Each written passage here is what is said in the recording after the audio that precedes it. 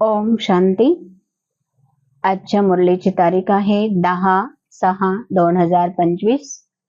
आज बाबा सांगतात, माझ्या गोड मुलांनो, तुम्हाला बाबांच्या श्रीमता अनुसार सर्वांना सुख द्यायचे आहे.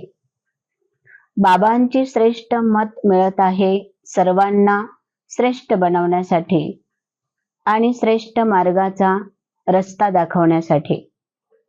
बाबा प्रश्न विचारतात, रहमदिल मुलांच्या हृदयामध्ये कोणती लहर येत असते आणि त्यांनी काय केले पाहिजे? तर बाबा उत्तर सांगतात, रहमदिल मुलांच्या हृदयामध्ये नेहमी एक लहर येते की गावागावामध्ये जाऊन मी खूप सेवा करावी, बाबांचा संदेश द्यावा, बाबांचे वारीस मुलं काढावेत. बाबा सांगतात की जे बिचारे गावागावामध्ये दुःखी आहेत त्यांना खुशखबरी सांगावी, विश्वामध्ये पवित्रता सुख शांतीचे राज्य स्थापन करावे.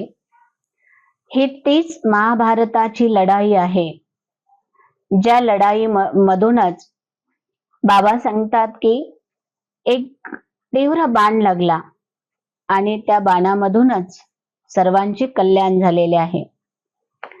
बाबा पुढे सांगतात की सतत तुम्हाला बाबांवर निश्चय असला पाहिजे, परिवारावर निश्चय असला पाहिजे की आम्ही ईश्वरी संतान आहोत.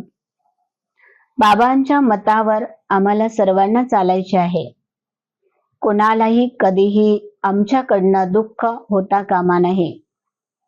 आपणही कुणाकडनं दुःख घेता कामा नये.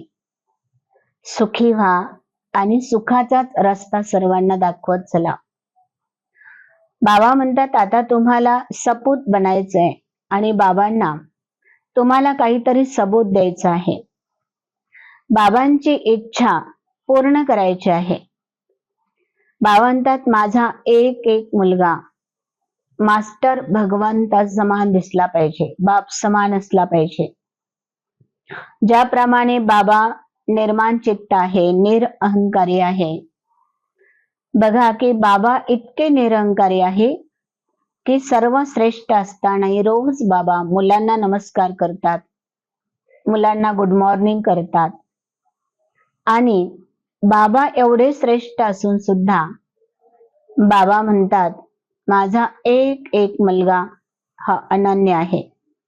बाबांच्या समान आपल्याला आपले संस्कार बनवायचे, बाबांसमान आपल्याला आपले गुण धारण करायचे. बाबा म्हणतात, स्वतःच्या प्रगतीमध्ये सेवेची प्रगती सामावलेली आहे. स्वतःची प्रगती इतकी करा की स्वतःच्या उन्नतीमध्ये सेवेची उन्नती सामावलेली आहे.